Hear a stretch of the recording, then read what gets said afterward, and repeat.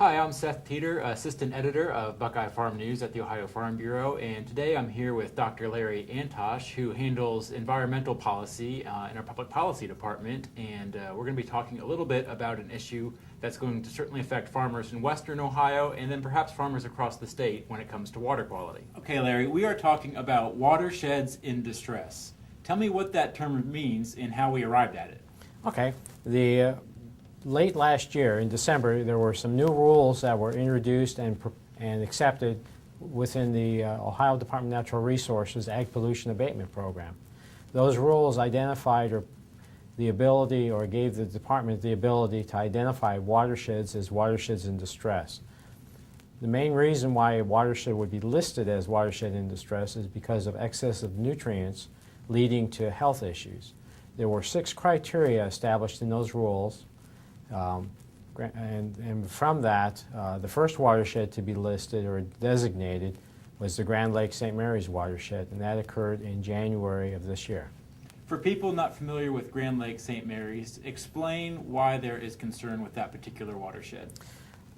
Grand Lake St. Mary's is over in western Ohio. It is the largest man-made lake in Ohio.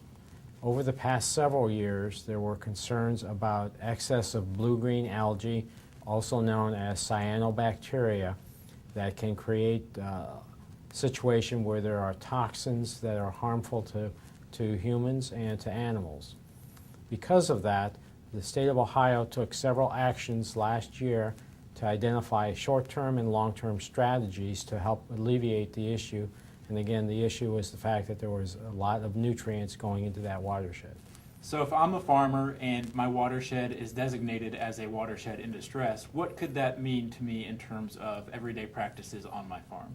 If you have livestock or utilize manure from more than 12 animals or 12 cows, essentially you will be required to develop a nutrient management plan and follow that nutrient management plan. And there also will be a restriction on wintertime application of manure. From December 15th to March 1st, there would be a prohibition unless you have certain conditions that would allow for application at that point. So if you are in a watershed that's designated, you would be required to have the nutrient management plan and also most likely install some type of storage facility to store the manure during that wintertime. Farm Bureau has been involved throughout this process. How do we feel about how these rules came about and where they ended up? Farm Bureau was actively engaged in the whole rule development process. We've provided several comments to the department as the rules were being developed. Some of those comments were incorporated into the final rules, which we are very happy about. We realize that Grand Lake St. Mary's is an issue, is a location in Ohio, and that water quality issue that needs to be addressed and taken care of. We see the rules as one way of doing that. We are very watchful and mindful as the rules get implemented to make sure that things are following correct procedures and that everything is on the board.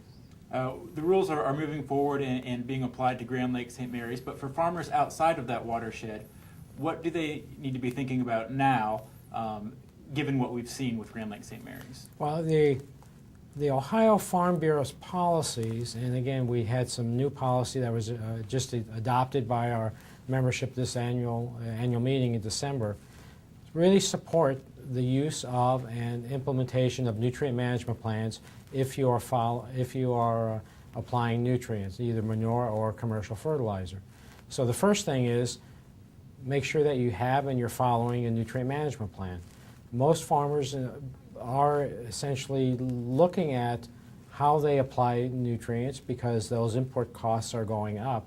But without the soil testing and the analysis, the management plan is a good option to have. Well, thank you, Larry, and you can read more about this and other issues in the February 24th edition of Buckeye Farm News. I'm Seth Teeter for the Ohio Farm Bureau.